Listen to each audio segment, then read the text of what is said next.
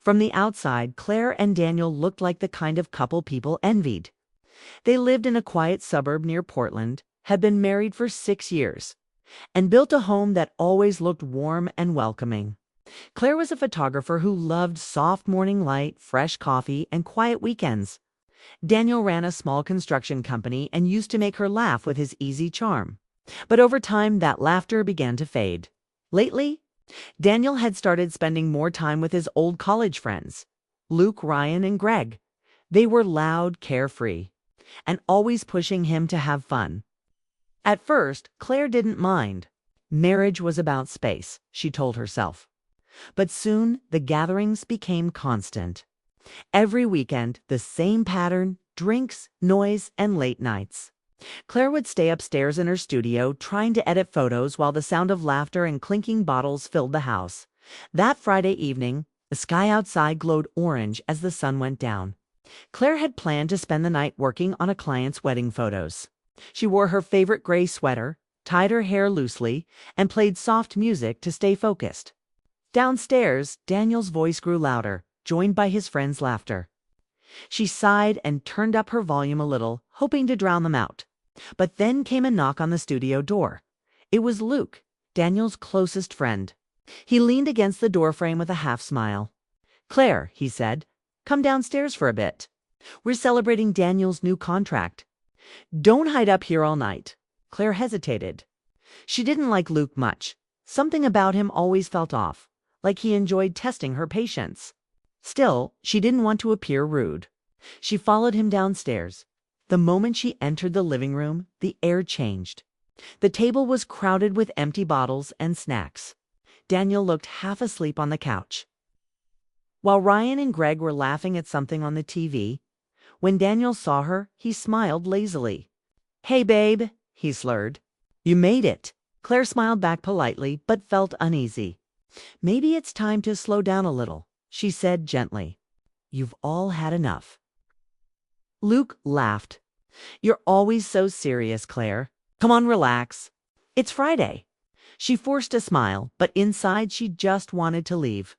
Daniel, however, seemed irritated. "Don't start," he said quietly. "We're just having fun." Claire felt a sharp sting in her chest. The Daniel she once knew would never speak to her that way, especially not in front of others. The laughter, the noise, the casual rudeness. It all felt foreign, as if her home had been taken over by strangers. She tried again. "I'm just saying it's late. Maybe everyone should head home soon." Luke leaned back and grinned. "You sound like a school teacher. You gonna send us to bed too?" The others laughed and Daniel didn't defend her. That was the moment Claire stopped trying. She simply turned and walked back upstairs, her heart pounding inside her studio. She closed the door and leaned against it, breathing deeply. Downstairs, the noise continued: laughter, footsteps, the clinking of bottles. She stared at her photos on the screen but couldn't focus. The house no longer felt like home. It felt like a stage for someone else's life, one she didn't recognize anymore. When the laughter finally stopped hours later, she peeked out the window. Luke's car was gone. The lights downstairs were still on, and Daniel was asleep on the couch. Claire went down quietly, turned off the lights, and covered him with a blanket. For a moment she just looked at him, her husband, the man she'd once believed she knew better than anyone. His face was peaceful, almost boyish. But all she could think was, when did we start living like this? The next morning, the sunlight filled the kitchen. Claire made coffee, hoping for a normal day. When Daniel finally woke up, he barely looked at her. "Rough night?" he said, rubbing his head. "Maybe you should take it easy for a while," she replied softly. He shrugged. "You always worry too much." Then, as if to change the subject, he said, "Luke's planning a fishing trip next weekend. I might go." Claire bit her tongue. She wanted to say no, to tell him she missed him, that he was drifting away, but she didn't. She simply nodded. "If that's what you want." Days passed like that. Quiet mornings, long silences, evenings filled with half-hearted conversations. Daniel was home, but his mind was somewhere else. Sometimes he'd smile at his phone, typing quickly before locking it again. Claire pretended not to notice, but each smile felt like a small cut. One evening, she decided to cook his favorite meal, grilled salmon with lemon butter and roasted potatoes. She lit a candle, hoping the warmth might spark something between them. When Daniel walked in, he seemed surprised. "What's all this?" he asked. "Just dinner," she said with a small smile. He sat down, but before she could say much, his phone buzzed. He glanced at it and stood up. "Sorry, I need to take this," he said, stepping outside. Claire sat there alone, staring at the flickering candle. 10 minutes passed, then 20. When he finally came back, he looked distant again. "That was Luke," he said quickly. "He's having some work issues." She nodded, pretending to believe him. But something in his voice sounded rehearsed. That night, as they lay in bed, she turned away from him and stared into the dark. The quiet between them felt louder than any argument could have been. A week later, the friends returned. This time, Daniel didn't even ask her. They just showed up. The moment they entered, the air filled with noise and laughter again. Claire felt trapped in her own home. She went upstairs, but the sound followed her like an unwanted shadow. Then she heard Luke's voice calling her name again. "Claire, come down. We got something to show you." She didn't move. She sat at her desk, staring at her unfinished work. After a few moments, the footsteps faded away, replaced by laughter. She didn't know why, but a feeling of fear crept into her chest. She locked the studio door. Later that night, when the house finally grew silent, Claire went downstairs again. The men were gone. Daniel was asleep on the couch, surrounded by empty glasses. The smell of alcohol lingered in the air. She opened a window and let the cold night breeze in, hoping it would carry away the heaviness that had settled inside her heart. She sat down on the floor beside the couch and looked at her husband. His phone was lying on the table, the screen still glowing. She wasn't the kind of person to check someone's phone, but something told her that whatever was happening wasn't just about friends or parties. She picked it up, her hand trembling slightly. There were messages from Luke, from Ryan, from numbers she didn't recognize. One message caught her eye, not from his friends, but from someone named Erica. It was short, "Can't wait to see you again." Claire's chest tightened. Her first instinct was to wake him up to demand answers. But instead, she just put the phone down and stood up quietly. The truth was beginning to form in her mind, and it hurt more than she imagined. The next morning, she said nothing. She made breakfast, packed her camera bag, and left for work early. Daniel texted her once around noon, "Don't forget dinner tonight." But she couldn't bring herself to reply. When she came home that evening, he was gone again. A note on the fridge read, "Went out with the guys." That was all. Claire sat at the table and stared at the note for a long time. The sound of the refrigerator humming was the only thing that broke the silence. She realized that the house that once felt alive with laughter, shared dreams, and warmth now felt cold and empty. That night, she opened her photo folders on her laptop. Image after image of weddings, smiling faces, and love-filled moments flashed before her eyes. They all reminded her of what she'd lost, the closeness, the trust, the tenderness that once defined their marriage. She stayed awake until dawn, thinking about everything, about how quickly love could fade, how easily people could change, and how sometimes the person sleeping beside you could feel like a stranger. When Daniel returned the next morning, smelling faintly of alcohol again, Claire didn't ask where he'd been. She just looked at him and said quietly, "I hope you find whatever it is you're looking for." He frowned, confused. "What's that supposed to mean?" She didn't answer. Instead, she turned away and walked back to her studio, closing the door behind her. For the first time in years, she felt like she was standing at the edge of something. Not an ending yet, but close enough to see it coming. And deep down she knew this wasn't just about his friends.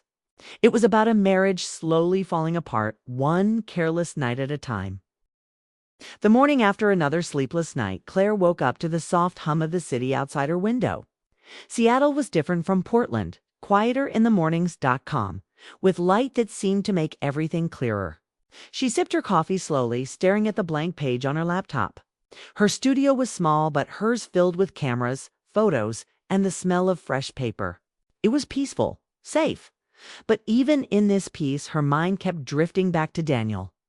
She tried not to think about him, about the empty house, the late nights, and the laughter that had made her feel invisible. Yet the memories clung stubbornly, like shadows she couldn't shake. Weeks earlier, she had finally confronted the truth. Daniel's messages with Erica weren't just casual. They were filled with plans, affection, and a closeness that belonged only to lovers. The realization cut deep, sharper than any argument could. She remembered sitting on the couch that night, holding his phone, and feeling a strange combination of sadness and clarity. She didn't yell, didn't argue. She simply understood that the man she loved had changed, and the life she thought she had wasn't real anymore. Claire packed her bags that evening without a word. She left Portland quietly, driving north, watching the city lights fade behind her. For hours she didn't speak to anyone, didn't call Daniel. She only focused on the road, the hum of the tires on the asphalt, and the steady rhythm of her heartbeat. For the first time in months, she felt in control. When she arrived in Seattle, she rented a small apartment with tall windows and wooden floors. It was modest, but it was hers. She spent the first week unpacking, setting up her cameras, arranging photos on the walls, and learning the rhythm of a new city. Every evening she walked along the waterfront, letting the cold air clear her mind. The pain was still there, faint but persistent, but with each day, it became quieter, easier to bear. Her photography work kept her busy. She started taking portraits of local families, capturing weddings, and even photographing some events for the community center. Each click of the camera, each captured smile, reminded her that she still had purpose. She began to see herself not as a woman abandoned, but as someone strong, capable, and independent. One evening, while editing wedding photos in her studio, her phone rang. It was a number she didn't recognize. She hesitated, unsure whether to answer. Something told her it was not a client. She let it go to voicemail. The message that followed was short but kind, a local gallery inviting her to display some of her work. Her heart lifted. Opportunities were opening, and for the first time, she felt alive again. Despite her new life, memories of Daniel and the house in Portland never left her. She remembered the nights filled with laughter that wasn't meant for her, the feeling of standing in a crowded room and still being alone. The way his friends made her feel invisible, like she didn't matter.